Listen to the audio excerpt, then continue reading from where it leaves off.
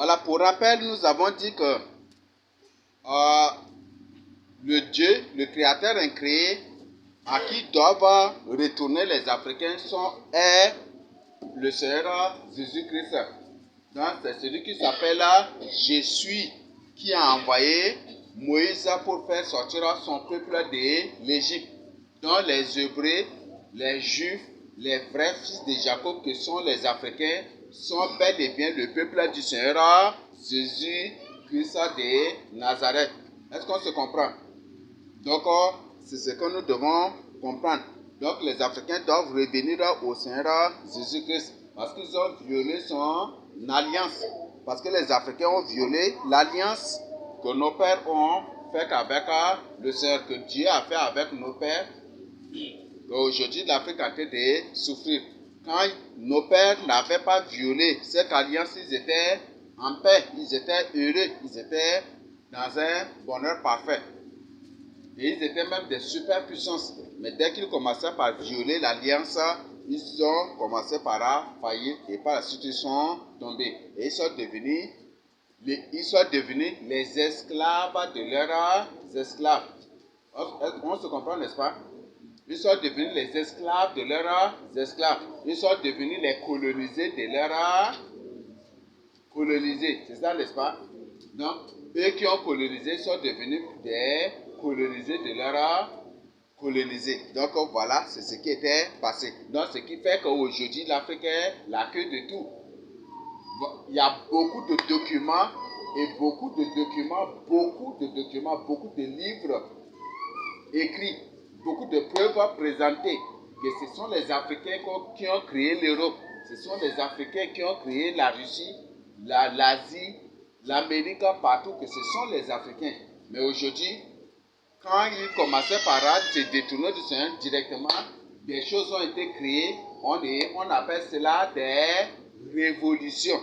La révolution française a pour mission de renverser les Africains pour monter en puissance la race blanche. Et c'est ce qui a continué jusqu'à aujourd'hui. La révolution bolchevique, la révolution russe, la révolution américaine, la révolution britannique, tout cela avait pour mission de renverser les Noirs africains qui avaient pourtant pour créer ces nations. Donc ce sont les Africains qui ont créé ces nations et par la suite, par ces révélations, comme ils ne vivaient plus dans la crainte de Dieu, alors ces blancs, ces gens sont créés ce qu'on appelle les révolutions et directement ils ont changé les choses. Et non seulement ils ont renversé les noirs, mais ceux-là qui étaient des grands noirs, des grands acteurs noirs, des grands personnages noirs du passé, ils les ont tous blanchis pour que nous croyions que ce sont des blancs qui étaient l'origine de tout. Ce qui fait que même la photo de ce même, ils ont blanchi Jésus-Christ, Marie, ils ont blanchi tout. La plupart des écrivains sont tous des noirs. La plupart des écrivains que nous avons, ce sont tous des noirs. Jean-Paul Sartre, c'est un noir. Ce n'est même pas un blanc. William Dubon, tous ces gens, ce sont des noirs. Il y a beaucoup d'écrivains dont ils vous présentent les photos ou les images, mais ce sont des noirs. Mais ils ont blanchi juste seulement l'image. Donc nous avons beaucoup de preuves. Et si vous-même vous menez vos recherches, vous allez tomber sur ces choses-là. Ça va vous choquer. Ça va vous choquer. Et l'ennemi de tous les hommes, c'est quoi? L'ignorance. Donc si tu es ignorant, voilà, c'est comme ça qu'ils vont te manipuler. Mais si, comme le Seigneur dit, celui qui cherche trouve. Le Seigneur permet que nous avons cherché et nous avons trouvé. C'est ce que nous sommes en train de partager avec vous. Toi-même, tu peux te baser sur ça pour mener tes propres recherches et tu vas en découvrir plus encore. Donc, les buts des révolutions, c'était juste pour renverser ce qu'on appelle les pouvoirs des Noirs, les autorités noires. Et ils ont renversé toutes les autorités noires d'Europe, d'Asie, partout. La révolution russe avait pour mission de renverser les tsars. C'était ça, non? Les tsars. Donc, c'est ça. Et aujourd'hui, même les tsars, ils disent non, tsar là, c'est un roi. Et puis, ils ont blanchi même. Ce sont des démocrates. Les démons, leur nature, c'est de mentir. Ils n'ont pas peur de mentir, mais un menteur, quoi qu'il fasse, dès qu'il se met à mentir, sa face là devient autre chose. Donc, c'est ce qui les expose terriblement, qu'eux-mêmes, ils ne savent pas. Donc, voilà des choses qui se passent. Voilà. Donc, ce sont les Noirs qui ont créé partout des nations à la surface de la terre. Et par la suite, par des révolutions, ils ont renversé ces Noirs. Et par la suite, directement, c'est eux qui viennent pour maintenant. La Bible qui était traduite en français, en anglais pour évangéliser ces gens-là. Aujourd'hui, ils ont pris ça pour nous imposer comme si ce n'est pas notre histoire comme ça. Donc, ils nous ont imposé leur langue et ils sont venus et c'est comme ça. Et d'ailleurs, même la plupart même la langue française, anglaise, partout où on trouve toujours des langues africaines dedans. Et ces langues, eux-mêmes, ils le témoignent que c'est développé à base des Noirs. Que c'est les Noirs qui sont l'origine même de ces langues-là. Par exemple, le français est composé en majorité des langues de l'Afrique centrale ici. Même l'anglais, même chose. Voilà. Donc, ce sont des choses que vous-même vous pouvez mener, que vous-même vous pouvez étudier pour comprendre davantage. En quoi doivent revenir les Africains au Seigneur Jésus-Christ, le Dieu de nos pères? Donc, nous avons vu au point A que c'est au commandement et aux autres lois de Dieu. C'est ça, n'est-ce pas? On a parlé des 10 commandements. C'est ça, non? C'est ça, n'est-ce pas? On a parlé des 10 commandements. Le premier commandement, tu n'auras point d'autre Dieu devant ma face. Tu ne feras aucune représentation des choses qui sont sur la terre, ni de celles qui sont dans les cieux, ni de celles qui sont dans la mer, plus bas que la terre. Tu ne feras aucune image taillée. Deuxièmement commandement, tu ne te posteras point devant elle. En d'autres termes, devant ces images taillées, devant ces faux dieux, ces fausses divinités. Troisième, tu ne prendras point le nom de l'Éternel ton Dieu en vain. Quatrième, tu observeras le jour du repos. Car en 6 jours, l'Éternel a fait les cieux et la terre et tout ce qui s'y trouve. Et le 7e jour, il s'est reposé. C'est pourquoi il a sanctifié le 7e jour.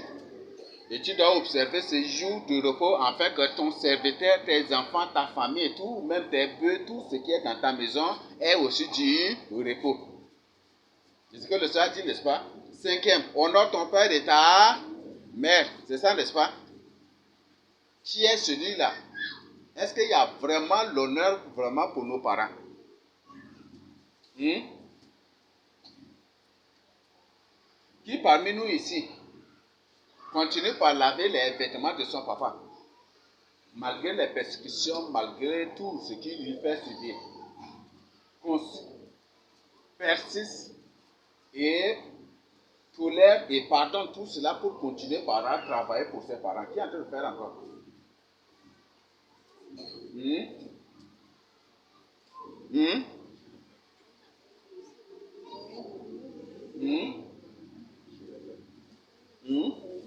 Tu l'as fait.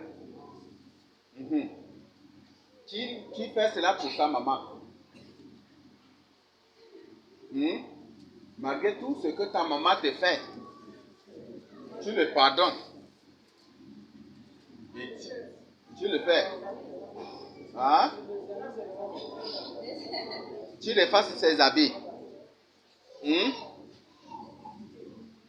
Aujourd'hui, nous ont endoctriné, ils ont lavé même presque le cerveau de la société, des hommes de la société, à croire que un homme déjà initié là ne doit plus laver les habits de sa maman. C'est ça, non? C'est un lavage de cerveau.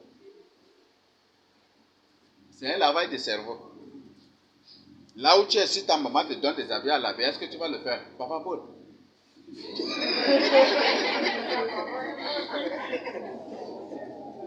Hein? Hein? Tu as beaucoup travaillé.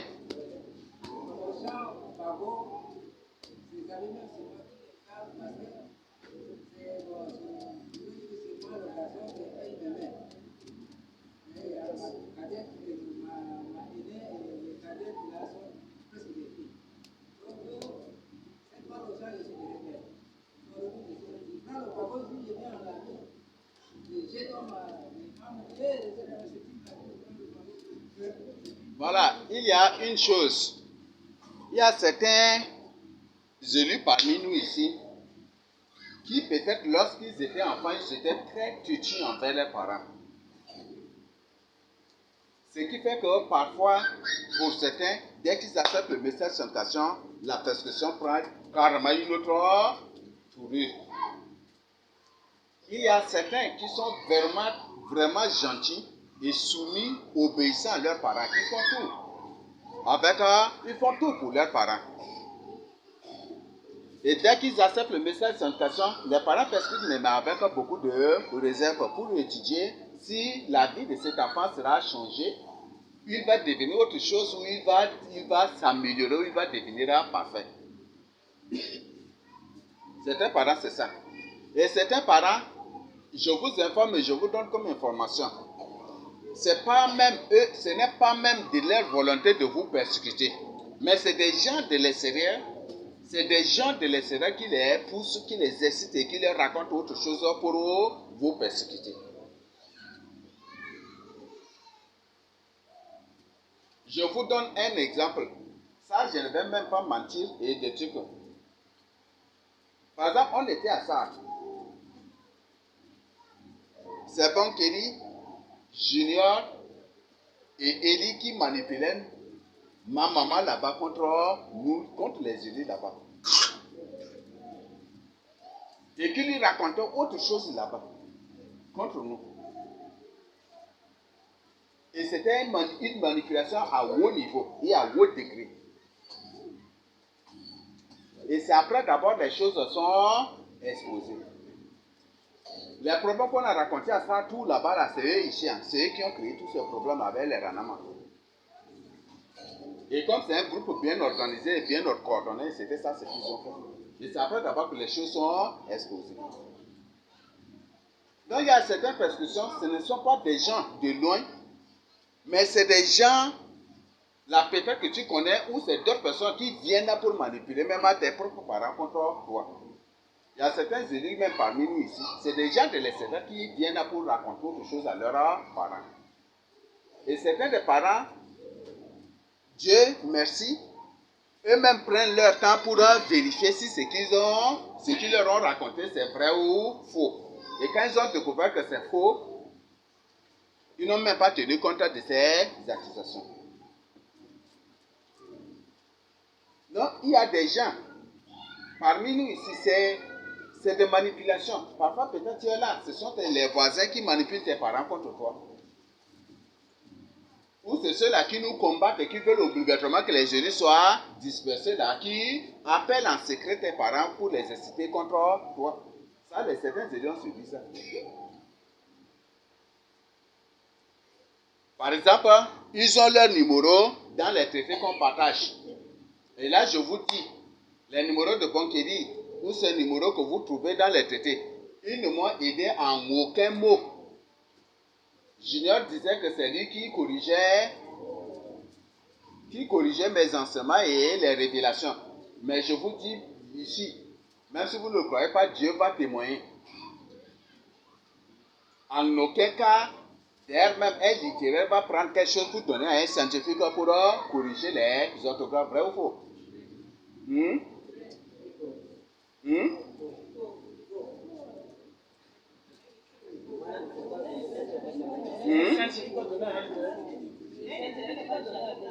Un littéraire qui est vraiment du domaine de littérature. Là où Boaz est là, est-ce qu'il écrit quelque chose, il va demander à Boaz, corrige-moi les verbes, si les verbes sont mal conjugués, corrige-moi si les accords sont mal faits, il faut arranger cela. Est-ce que Boaz va faire cela avec Junior?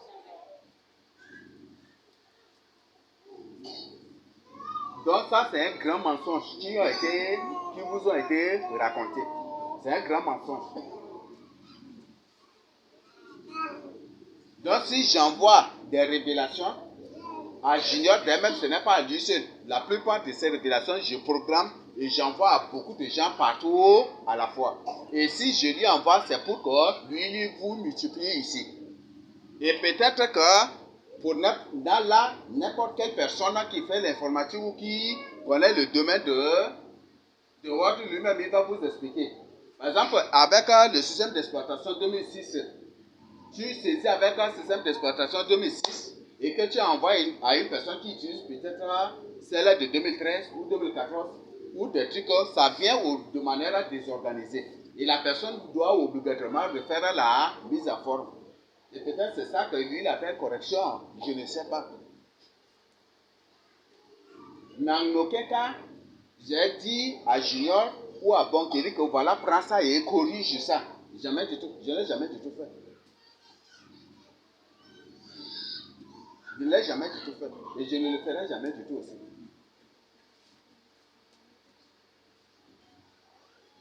Sauf que si je suis pressé, ça j'ai fait avec 2 seules personnes. Parce que j'étais pressé. J'ai donné à Nilgar. Je dis, lis-moi ici les phrases dès que, ça c'est Nilgara et Daniela 2. Donc comme Daniel 2, il a fait la communication, je dis voilà. Là, ça c'était à l'extérieur aussi. Donc j'étais vraiment pressé. C'est pour ça que je leur ai donné, et même c'est la lettre que je devais vous envoyer ici. C'était une lettre, non? C'est sauf cette lettre-là. Comme j'étais pressé, je travaillais sur l'autre révélation que je leur ai donnée. Ils disent, et même c'est eux-mêmes qui m'ont demandé s'il y a quelque chose, et des trucs, je peux leur soumettre et puis ils vont m'aider aussi. Et c'est cette lettre-là que je leur ai donnée, et les mots, comme j'étais pressé là, il y a certains mots là, que certaines phrases que j'ai mal construites, certaines phrases, il y a des mots que j'avais même sauté, des trucs, et c'est comme ça qu'ils ont soulé, c'est juste ça. Ça, c'est pour la première fois, c'est que ça pour la lettre là. Mais en aucun autre cas, j'ai donné les révélations ou à Junior ou à Bonkeri pour me corriger ou pour se faire mon père spirituel et puis arranger ou des trucs comme ça, je ne l'ai jamais du tout fait. Donc ce sont des mensonges qui vous sont racontés.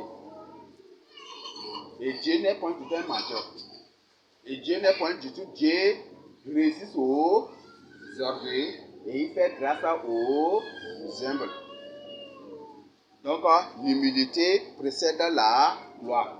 Et l'orgueil précède la chute. Ce qui fait qu'ils ne font que tomber, ils ne pourront jamais du tout se relever. Parce que tu sers Dieu avec orgueil, c'est ça toujours les conséquences. Voilà. Nous avons parlé des 10. Ah, nous n'avons pas encore fini, non? Cinquième, honore ton père et ta mère. Donc, quoi que ce soit que tes parents fassent, il faut les pardonner. Et si toi-même si tu vois que c'est le fait de vivre avec eux, que ça crée des problèmes, que tu as un peu de mal, toi-même tu peux sortir et louer quelque part. Et louer quelque part ne veut dire pas les abandonner. Tu peux même leur rendre visite. Et une fois arrivé, et s'il y a du travail, tu le fais, non?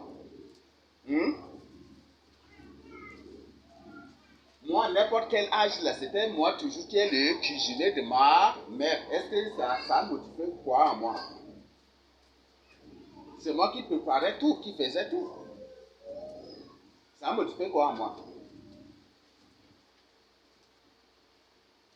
La maman ne faisait plus la cuisine. C'est moi seul qui faisais la cuisine.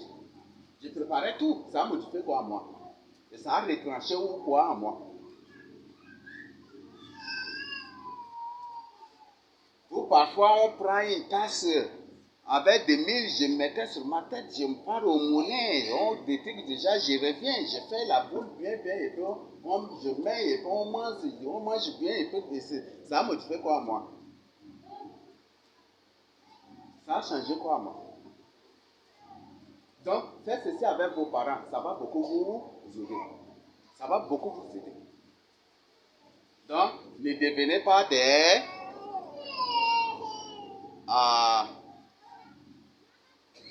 ennemis de vos parents, ni des adversaires de vos parents, ou des juges de vos parents, mais priez pour eux. Certains là, c'est des gens qui les manipulent juste. Peut-être c'est tes oncles qui les manipulent. Peut-être comme elle ne sait pas lire, C'est des oncles qui peuvent, ou elle ne sait pas lire, ou elle ne sait pas parler français, peut-être c'est des oncles qui les manipulent, ou c'est d'autres personnes qui les manipulent. Ou peut-être toi, tu n'as rien à leur donner. Et comme la Bible dit, il y a plus de bonheur à donner qu'à recevoir. La main qui donne est au-dessus de celle qui reçoit. Peut-être qu'ils viennent, ils brandissent l'argent. Toi, tu n'as pas d'argent à donner. La personne qui donne l'argent, tu deviens. Ces gens-là, ils développent ces techniques et c'est par ça qu'ils leur corrompent. Vrai ou faux? Et ce qui fait qu'ils deviennent leurs esclaves et quand ils donnent l'argent, voilà, tu dois faire ça, tu dois faire cela et elle est obligée d'obéir. Et c'est comme ça qu'ils corrompent peut-être tes parents, secret contre toi. Et elle-même, ce qu'ils faisaient,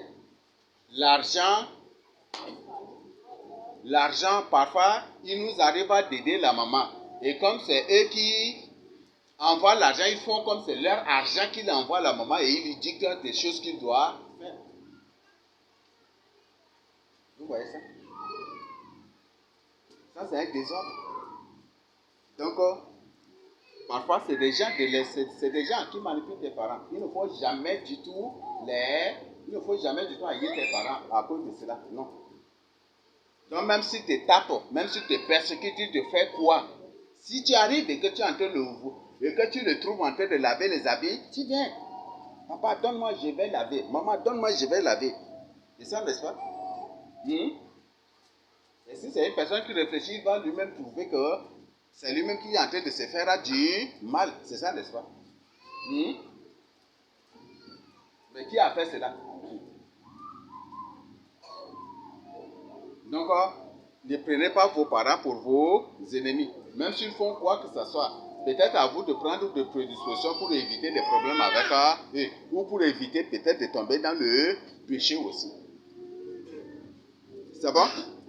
Voilà. 6e commandement. Dis quoi? Tu ne déroberas point. Tu ne tueras point.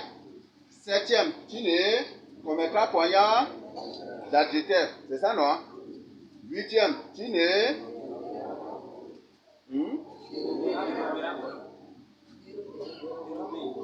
C'est ça que nous mélangeons ou quoi? 5, honore ton père et ta. C'est ça, n'est-ce pas? 6, tu ne tueras point. 7, tu ne commettras point d'adultère. 8, tu ne tueras point. Tu ne déroberas point. Ah, c'est ça que vous mélangez.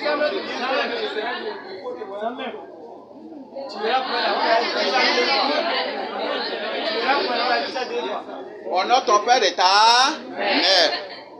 Ça c'est 5e. 6e, tu ne tueras point. 7e, tu ne déroberas. Tu ne commettras point d'adultère. 8e, tu ne déroberas. 9e, tu ne porteras point de faux témoignage contre ton prochain. Et 10e, c'est bon? Donc, voilà. Donc, sont là les 10 commandements. Mais il ne s'agit pas seulement des 10 commandements. Il y a aussi des lois, d'autres lois. Il y a d'autres ordonnances, d'autres préceptes que Dieu a donnés aussi à nos pères. C'est ça, n'est-ce pas? Beaucoup. Ça, il y en a beaucoup. Par exemple, tu dis, le Seigneur dit, si tu vois un pauvre, tu dois venir à son secours. Et tu ne laisseras point du tout la veuve et l'orphelin. Tu dois venir à leur secours. Ce sont toujours, ils n'oublient pas, il dit, bien que même si ça ne fait pas partie des commandements, ça fait partie aussi de ce que Dieu a donné comme précepte, comme ordonnance à observer. Et quand tu laboures, tu dois penser aux veuves, aux orphelins, tout comme aux pauvres, en laissant leur une partie de ton champ là, non récolté pour eux. C'est ça, n'est-ce pas? Dieu a dit ça aussi, n'est-ce pas? Donc ce sont tous aussi des choses à observer. Il dit qu'en faisant ainsi, c'est une bénédiction. Donc ce sont des lois. Et par exemple, il dit, tu laboureras 6 ans. Et la 7e année, c'est le repos. Tu dois laisser le champ là en repos. C'est ça, n'est-ce pas? Et l'expérience montre aussi que quand le même champ tu laboures jusqu'à ça ne va plus produire aussi. Et des champs qui produisent beaucoup d'ivraie sont des champs qui n'ont jamais du tout trouvé un repos comme ça dans une année. Ce qui fait que ces champs-là, rien là, c'est l'ivraie. L'ivraie, les ivraies là, c'est partout comme ça. Et le Seigneur dit, tu ne sèmeras pas la même semence dans le même champ. C'est ça, n'est-ce pas? Deux semences différentes dans le même champ. C'est ça, n'est-ce pas? Et l'expérience, n'importe quel agriculteur va nous témoigner.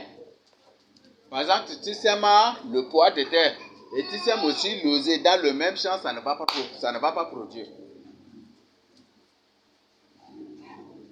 Le pois de terre va prendre une belle forme et pas par là, tout là, il va devenir long et puis finalement il ne produit pas. Vous voyez? Et si Dieu donne cette loi-là, c'est pour que Dieu lui-même c'est un agriculteur et il nous donne des techniques d'agriculture, non? C'est ça, n'est-ce pas? Et si tu refuses d'observer, c'est lui qui va regretter ou c'est toi qui vas regretter?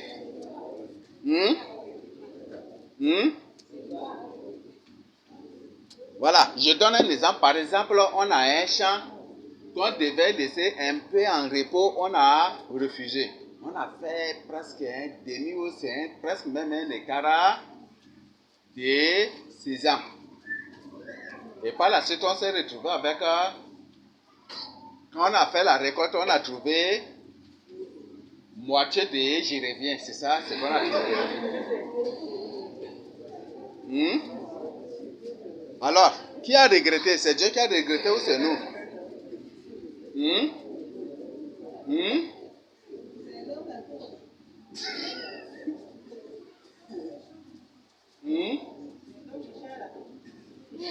Voilà. Donc, il y a des semences que si vous les semez ensemble, ça ne va pas produire. Vous prenez par exemple le pois de terre avec haricots, ne les semez pas ensemble. Oui. Vous prenez le pois de terre avec arachide, ne les semez pas ensemble. Ne les semez pas ensemble. Ne les semez pas du tout vraiment ensemble, ça ne va pas donner. Donc, l'arachide, lui aussi, il va se plier, il va se dresser tout droit et le pois de terre va prendre une forme, après lui aussi, il va se dresser tout droit. Et finalement, personne, ils ne vont pas produire. Oui. Et ce n'est pas pour rien que Dieu nous interdit de semer ces semences-là ensemble. Oui.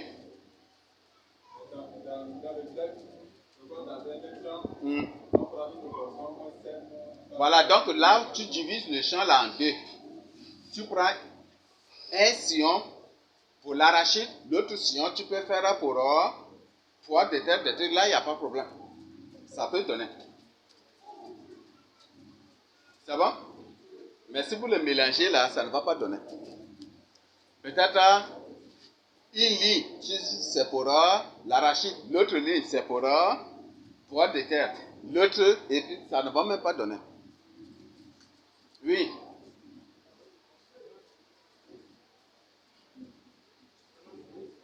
Hein?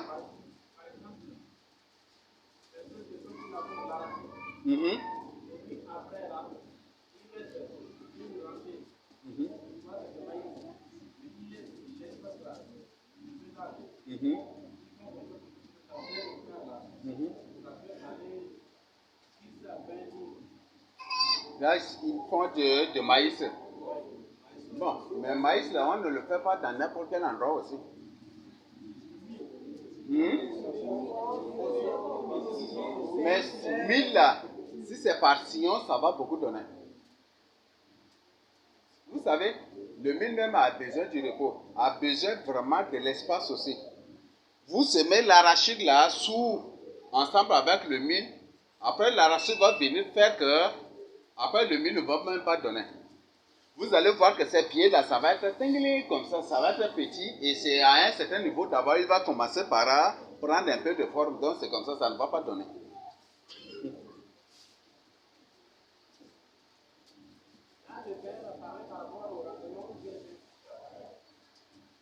Ça ne t'aide pas. Et Dieu voit que c'est un péché. Parce que lui, ce n'est pas pour rien qu'il nous a interdit de faire cela. Et non seulement pour notre bien, mais aussi pour le bien aussi de la famille. Si tu sèmes bien, tu observes comme il a fait, comme il nous a ordonné, c'est toi-même qui vas bien récolter, n'est-ce pas? C'est ça, non? Oui.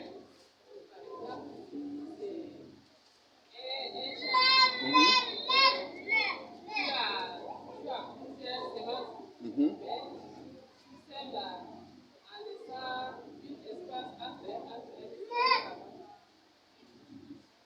Ça ne va pas vraiment donner. Il y a une technique simple. Par exemple, si tu veux faire un peu gombo, au gombo, comment laquelle, gombo frais, ou c'est l'autre qualité, on appelle quoi là? Hmm?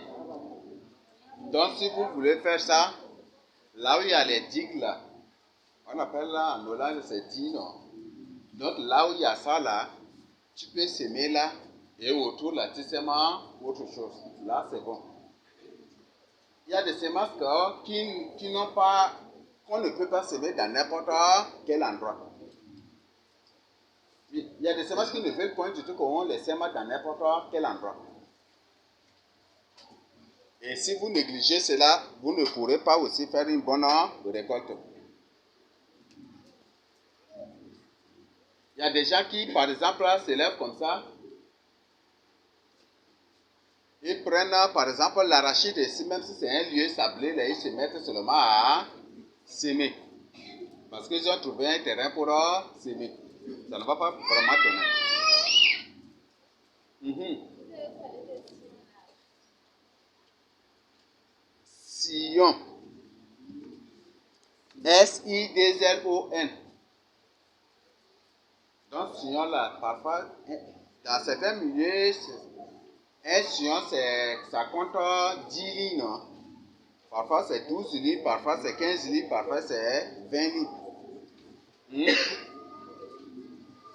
C'est bon? Donc, par exemple, quand on veut labourer avec les bœufs, on divise carrément le champ en deux, c'est ça, n'est-ce pas? Donc, parfois on fait 10 parties ici, 10 parties ici, ça donne déjà un sillon. Et puis après on divise encore. Et puis comme ça. Parce que si vous continuez pas à le faire, plus le lieu devient vaste, plus le travail ne va pas avancer. C'est bon? Donc, en d'autres termes, c'est un champ qu'on fait.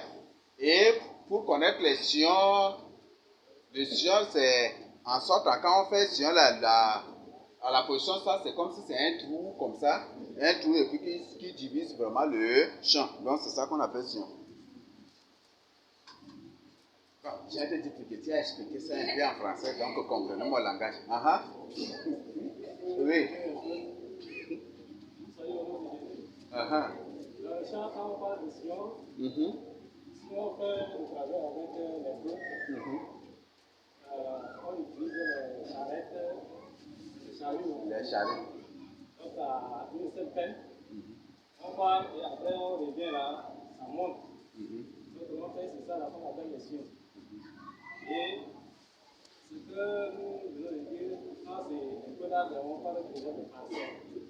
Donc, il faut appeler aussi par les sillons aussi des tours. Mais... Ah, ce sont, voilà, ça c'est des ondulations. C'est comme les sillons de tour ici. Donc, au niveau des champs, là, on fait un peu, et puis on sème dessus.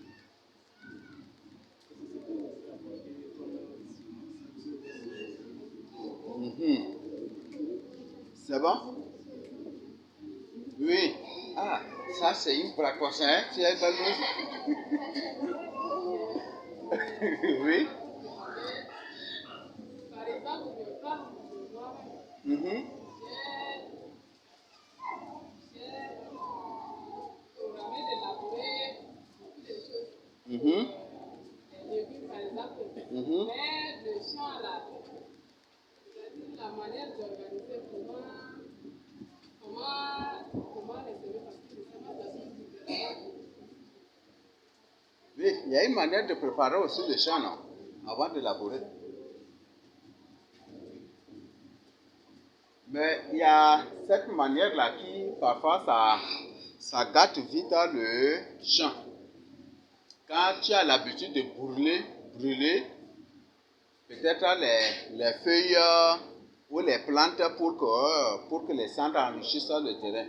Cette pratique-là, ça dégrade beaucoup le champ aussi d'une manière.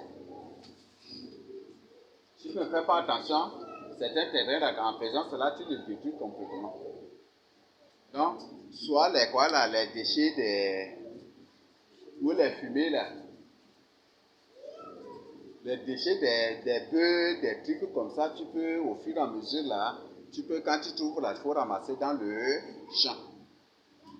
Donc là, et comme ça va beaucoup t'aider.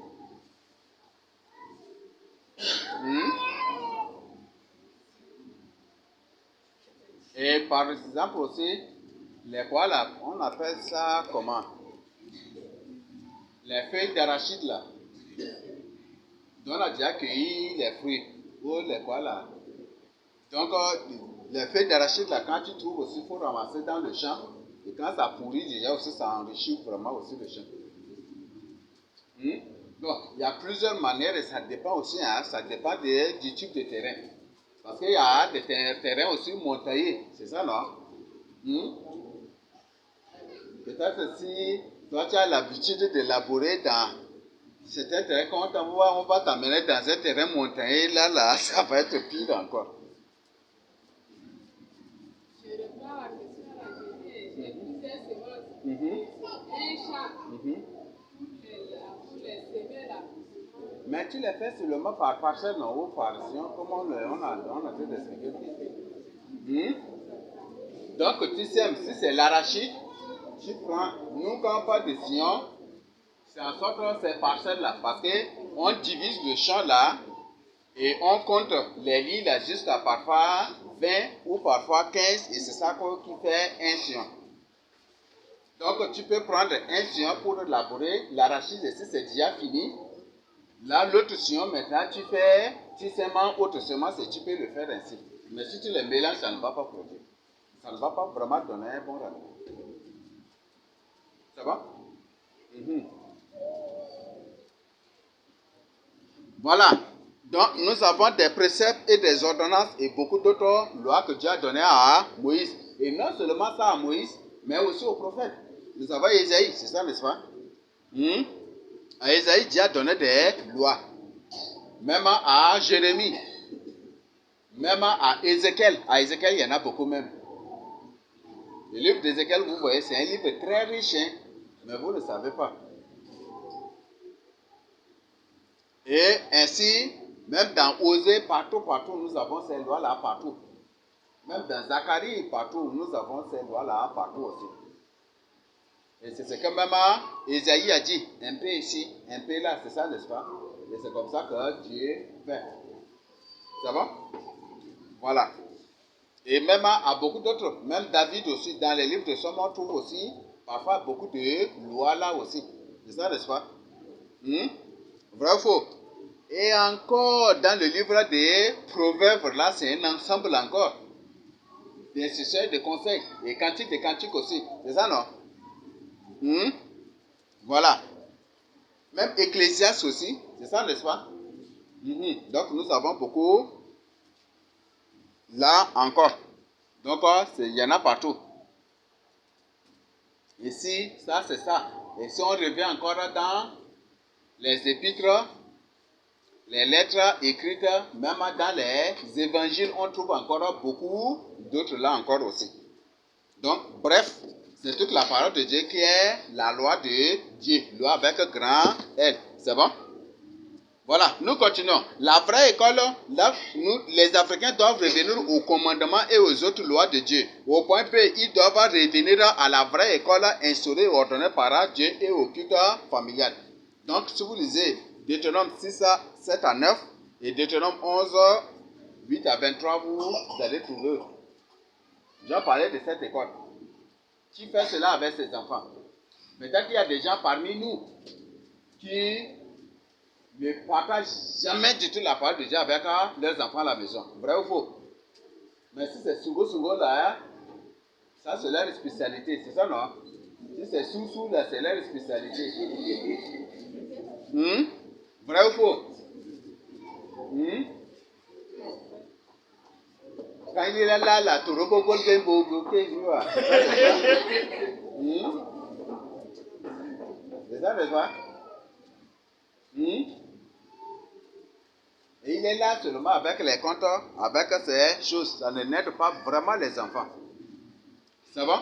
Donc, partage la parole de Dieu. Donc, c'est un ordre que Dieu a donné à nos pères. Et nous devons revenir maintenant à cela. Le but, c'est ça. Hein? Revenir à cette école-là. Dieu n'a point du tout dit, apprenez la sexualité à vos enfants. Il n'a jamais du tout dit cela.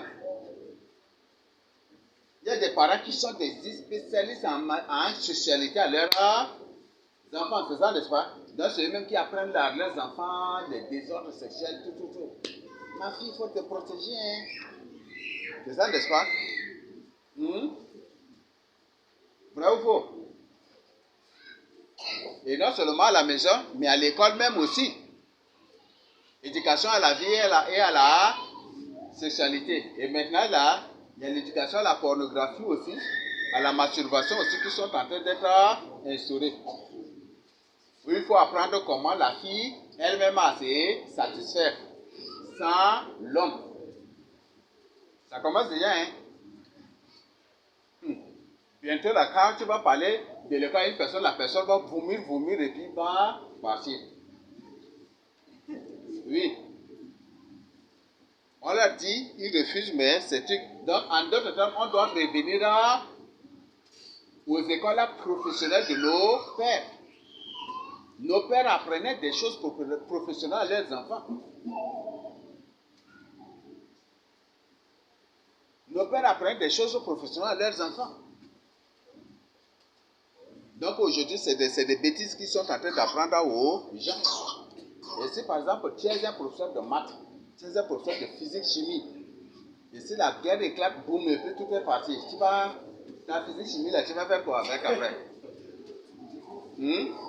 Avec ta mathématique, là, tu vas faire quoi avec? Avec ton anthropologie, là, tu vas faire quoi avec?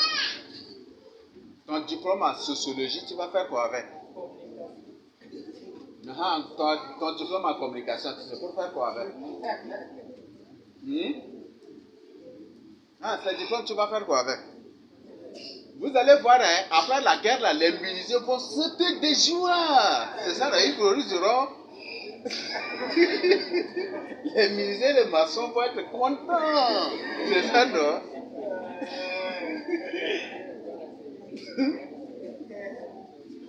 Et peut-être c'est un délégué de l'éducation qui va être là, un aide maçon, encore dit, c'est ça.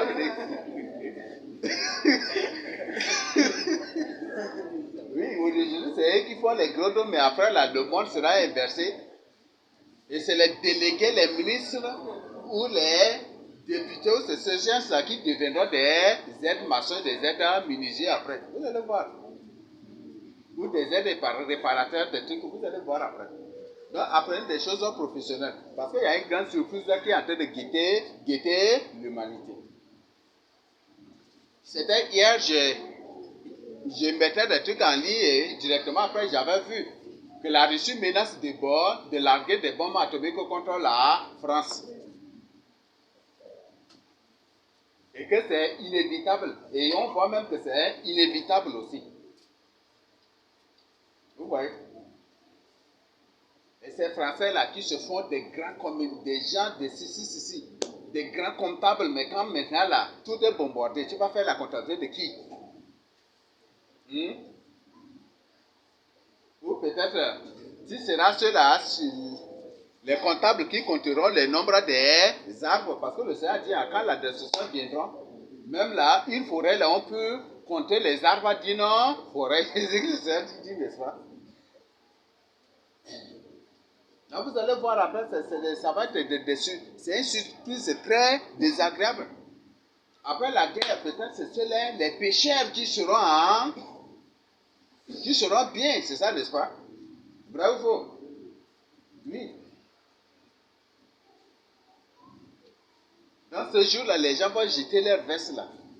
Et je vous donne comme information, les vestes sont des habits d'orgueil. Naturellement, ce sont des habits d'orgueil. Et personne ne va me dire le contraire. Tous ceux qui payent des vestes ou qui s'achètent des vestes le font dans une autre intention. Il y a toujours une intention d'orgueil caché derrière cela. Vrai ou faux? Ah, pour toi qui n'as pas de veste, tu ne vas pas nous comprendre. Toi qui n'as jamais porté de veste, tu ne vas jamais du tout nous comprendre.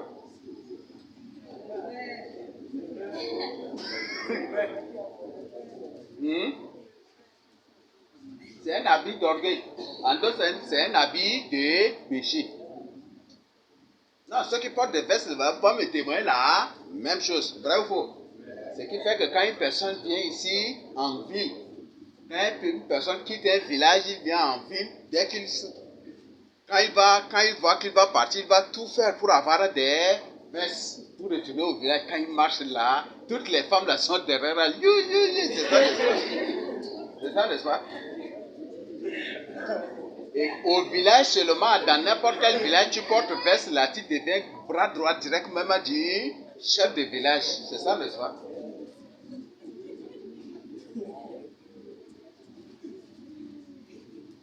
Non. Il y a des choses bizarres qui se passent. Hein. Oui. C'est une histoire réelle. Dans mon village, là, ceux qui font les cours, même aux filles, là, qui emmènent même les vestes à la portée, Oui. pour que les beaux-parents les regardent, on dit c'est Non seulement ça. Les gens qui célèbrent leur mariage, là, les vestes qu'ils portent, même là, beaucoup, là, les vestes qu'ils portent, c'est des vestes qu'ils leur demandent avec leurs amis. C'est des vestes demandées. Ils demandent ça avec leurs amis. Vous voyez? Vous voyez, le modernisme rend les gens vraiment esclaves, hein, rend les gens vraiment fous. Autre chose carrément. Mais personne ne va me dire le contraire que la veste n'est pas un habit d'orgueil. Personne ne va me dire le contraire. Tous ceux qui se procurent cet habit, toujours c'est dans une autre intention. Dans l'intention d'orgueil, d'être vu. Oui. Non, c'est fait que les gens qui fuient l'orgueil, qui condamnent l'orgueil, s'abstiennent vraiment ça. Et d'ailleurs, même n'importe quelle personne, quand il porte veste, automatiquement sa manière de marcher change. C'est ça, non? Si avant il marche comme ça, là, dès qu'il porte veste, là, les pieds, là, c'est ça, n'est-ce pas? Si avant il marche comme ça, après quand il porte veste, là, il marche comme ça. Automatiquement sa manière de marcher change. Si avant il marche comme canard, dès qu'il porte veste, là, ses pieds, là, deviennent comme ça.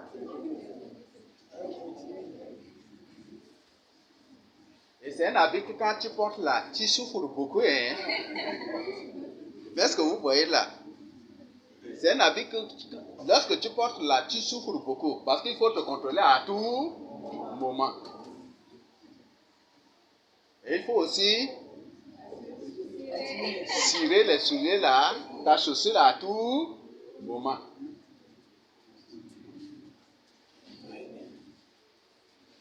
Oui, c'est un habit vraiment, c'est un habit qui fait souffrir même les porteurs.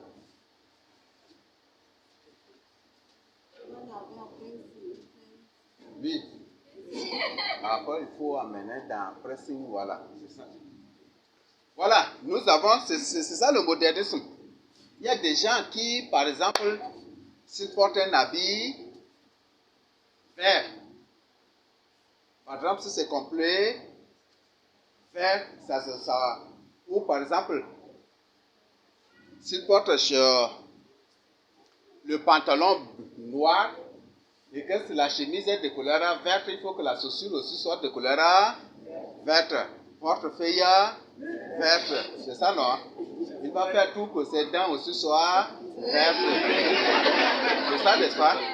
Et non seulement ça, mais il va faire tout pour que la nourriture qu'il mangera de ces jours-là soit aussi de couleur verte. Vrai ou faux?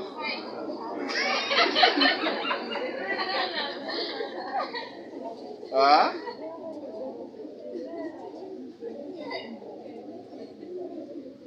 Oui, c'est des réalités. Ça fait souffrir les gens.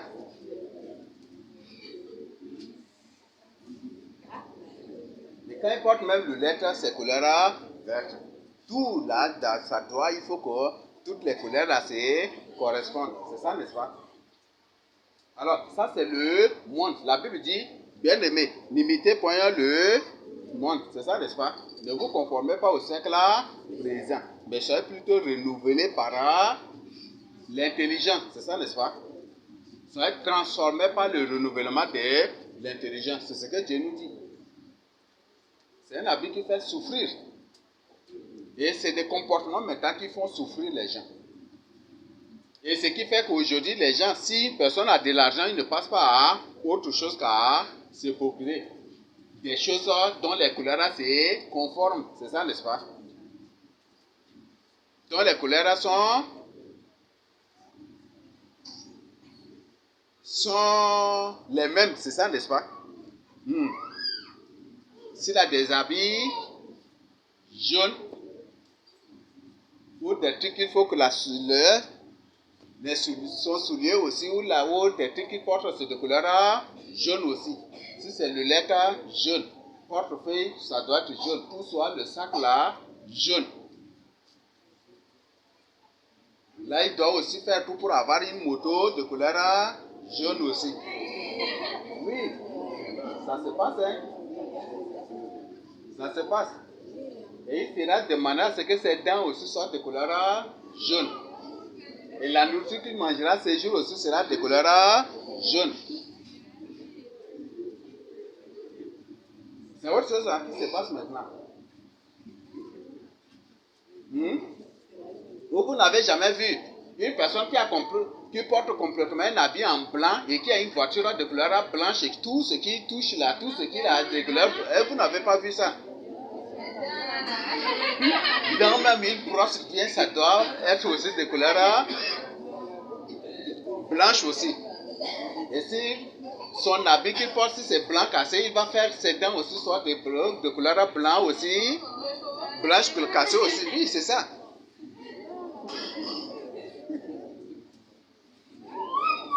Hein?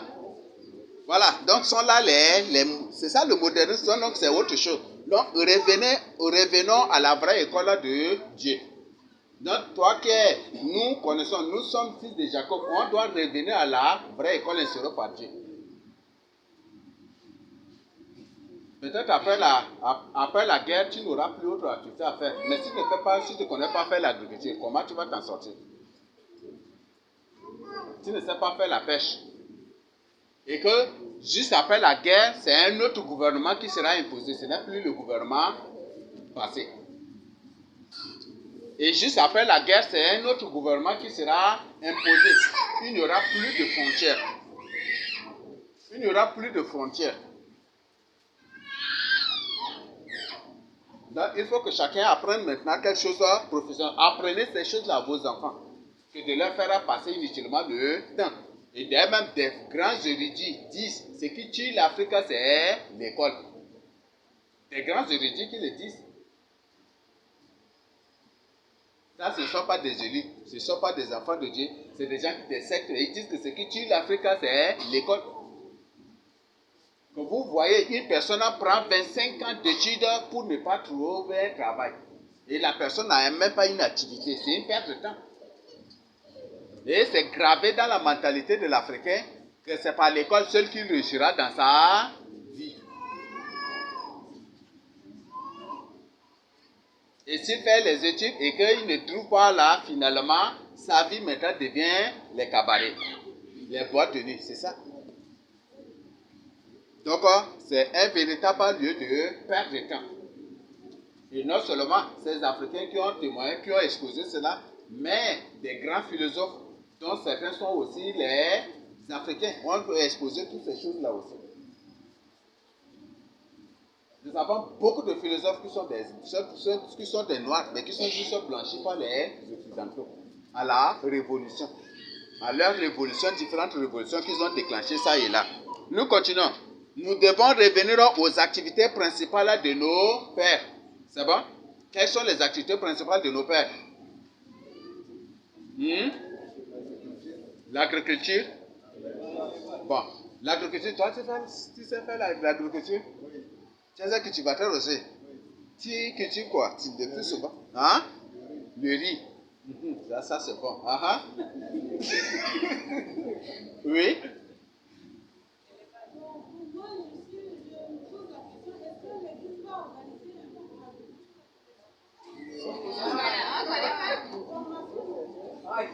On organise une formation en agriculture.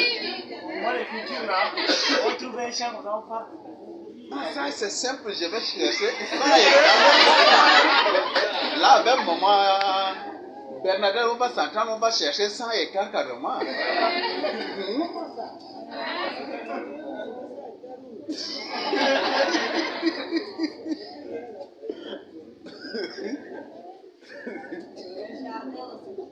Oui, il y a aussi les jardins, oui. Nos pères en Égypte étaient de grands jardiniers. Ce qui fait que jusqu'aujourd'hui, le jardin c'est un grand pays même de jardinage. En matière de jardin, ça c'est le domaine des jardins. Nous avons la pêche. Nous avons la cueillette, oui. Jusqu'aujourd'hui, ça continue. Au moment de carité, là, c'est ça, n'est-ce pas? Au moment de Néré, même chose aussi. C'est ça, non? Et même au mois de manguier, au mois de mangue, même c'est la même chose. Avant, nos pères faisaient des vergers à la maison. C'était ça, non? Ils faisaient, quand ils ont des terrains là, ils plantent des arbres fruitiers là. Est-ce que ça, vous le faites? Peut-être qu'il y a beaucoup de gens qui ont des terrains, mais qui n'ont jamais du tout un manguier dedans. Vrai ou faux? Est-ce que c'est là vous êtes? Vous avez un problème de vision, c'est ça, c'est juste ça le problème. Aujourd'hui, là, c'est les 6 mois qui remplissent les terrains des gens, ou les mines qui remplissent les terrains des gens. Vous avez un problème de vision. Oui.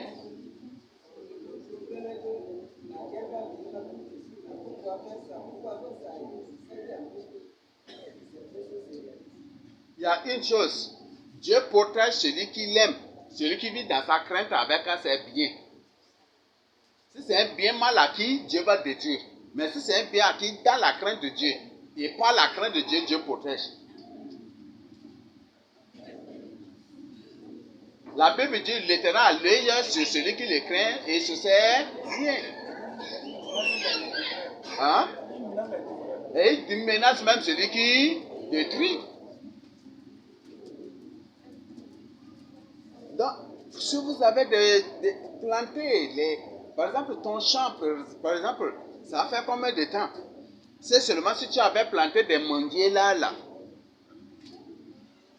Si c'est 20 ou 30 manguiers que tu as plantés, mais tu es déjà parti. Vrai ou faux? Tu es déjà parti. Au moment de manguier, tu deviens un petit poste, n'est-ce pas? Comment certains le font au sud? Au moment de manguer, ils prennent les chaises et puis ils restent là. Oui, tu fais pour combien? Oui, c'est ça, n'est-ce pas? Hein? Donc, réfléchissez, approfondissez vraiment vos visions, ça va beaucoup vous aider. Vous avez des terrains, vous pouvez, même ces problèmes d'eau là, vous pouvez faire un forage, même si le moyen vous manque là, le puits simple à faire. Il y a une manière simple de faire une verger, vrai ou faux? Tu crées seulement un truc de 1 mètre et tu mets les fumiers, beaucoup d'autres choses seulement. Tu viens, tu arroses ça, et puis en rien de temps, ça grandit déjà. Oui. Moi, là, c'est vraiment ce qui vient de dire. D'accord aussi, certains conseils que je vais reçu. Sinon, moi, dans ma pensée, dans la pensée aussi de certaines personnes, c'est plutôt qu'il ne nous reste pas du temps. Le fourbi, c'est pour 3, 4, 5 à 6 ans avant de manger. Et après, certains événements là, même Moi, peut-être je devais faire même des choses durables qui peuvent m'aider. Et non, je n'ai pas cette orientation. Et je pense d'aider de 3 ans, bon, ma pensée là n'est pas allée encore jusqu'à 5 ans. Il y a des choses que si tu gardes, tu es en train de stocker ou de garder, tu risques de tout perdre ou de regretter après. Par exemple, si tu as de l'argent, il vaut mieux économiser ou garder des nourritures que de garder de l'argent chez toi.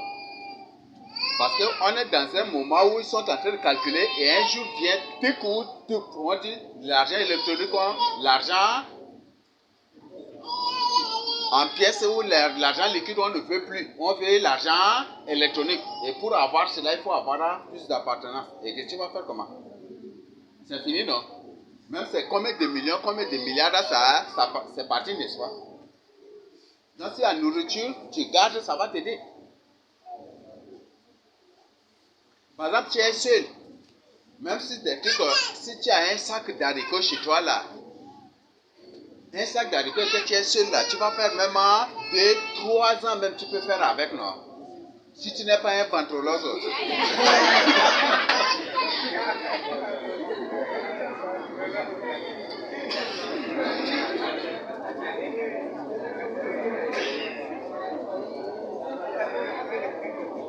Oui.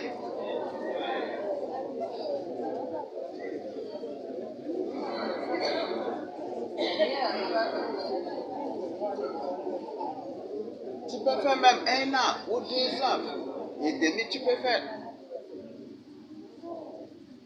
Parce que haricots, tu peux même préparer petite quantité, manger et faire 1 jour ou 2 jours avec. C'est possible, n'est-ce pas? C'est possible, non? Tu peux garder, si par exemple la famille est là, tu as un sac d'haricots, tu peux bien gérer, non? Tu prépares un peu aujourd'hui, tu manges, et puis tu attends jusqu'à 3e jour, 4e jour d'abord, tu prépares un peu, tu manges et tu pars, mais tu attends c'est bon, n'est-ce pas? Mais il y a des gens que, si c'est un sac là, peut-être 2 mois, 3 mois, ça va finir déjà. Matin, haricots, midi, haricots, soir, haricots, 24 heures, haricots, et puis c'est même, et puis en un retard, tout est parti déjà.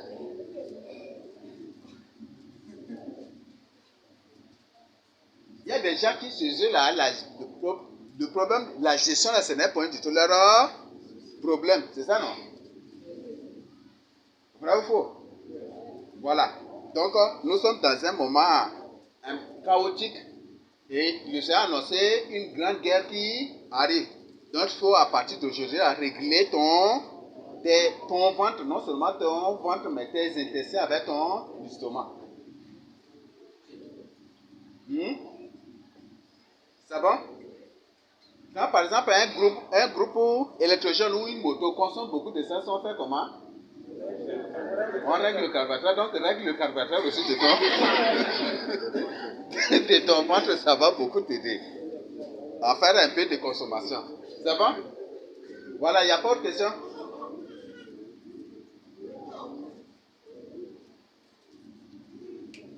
Oui.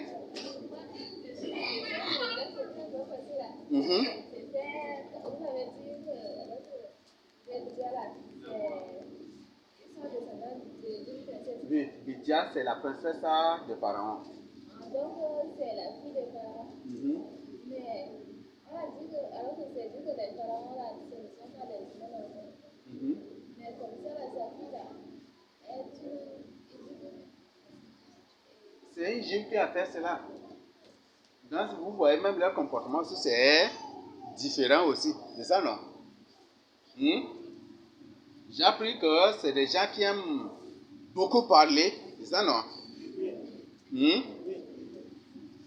Et certains aussi sont trop violents aussi. Mais c'est pas ça. D'ailleurs, même le milieu, n'importe quel milieu là, quand on parle de Ngambaï ou les gens de Bébidja, eux-mêmes ils vont vous décrire. C'est ça, non? Donc, ce sont aussi des Sahars, ce sont aussi nos frères. Mais seulement que leur mère, c'est une égyptienne. C'est juste ça seulement. Oui. Oui, en parlant, avons aussi Joseph, qui est aussi s'est marié à Asna Petit-Capitale. On te donne la souveraineté de gérer. Ah, Joseph s'est marié à Asnat Paneah, c'est qui? Il a eu Ephraïm et Manassé.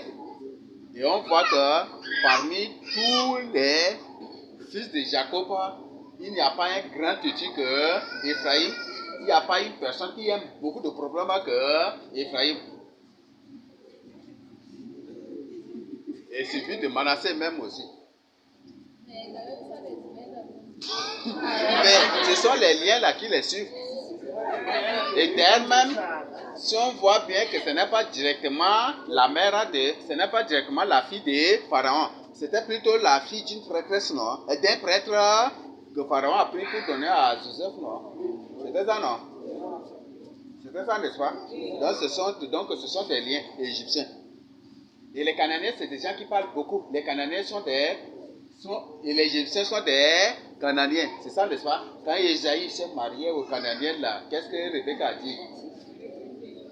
Hein? Quand Esaïe s'est marié aux Cananéens, là, qu'est-ce que Rebecca et Isaac ont dit?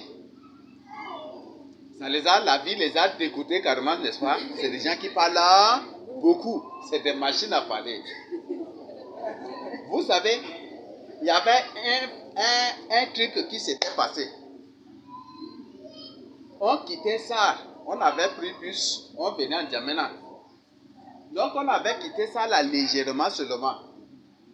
Et dans le bus là, c'était une femme Ngambay qui avait attaché un enfant. Mais elle a mal attaché l'enfant, elle a attaché le cou de l'enfant là. Et il y a aussi une femme Mbaye qui est là. Donc, la femme Mbaye lui dit Kourdele, on gonda, qui roba qui tango, asita dingamale, puis ta dingame, puis en quoi ça a été gonda. Ah, ce problème là, c'est fini. Et ça, les gens se sont querellés jusqu'à l'entrée de Djamena. Non, je ne suis pas en train de mentir, c'est la vérité.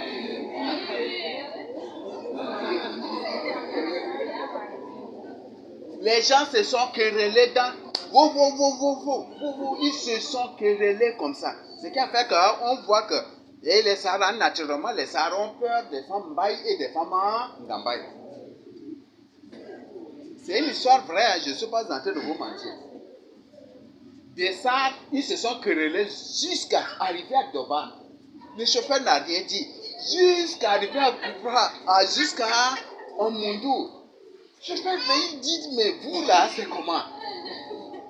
Dès que le chauffeur a osé dire, toi là, c'est comment? On t'a reproché par rapport à ton enfant, pourquoi?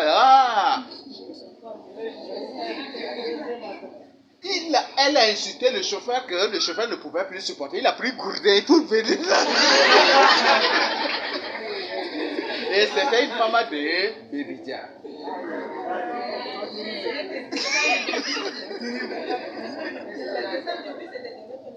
Hein? Le chauffeur voulait le mettre dehors, elle dit elle ne va pas descendre. Elle a dit qu'elle préfère mourir avec son enfant dans le bus ici. Aïe, chauffeur, on a supplié le chauffeur comme ça, le chauffeur. Juste on est arrivé à Bongor. Le chauffeur dit, il ne sait quoi faire.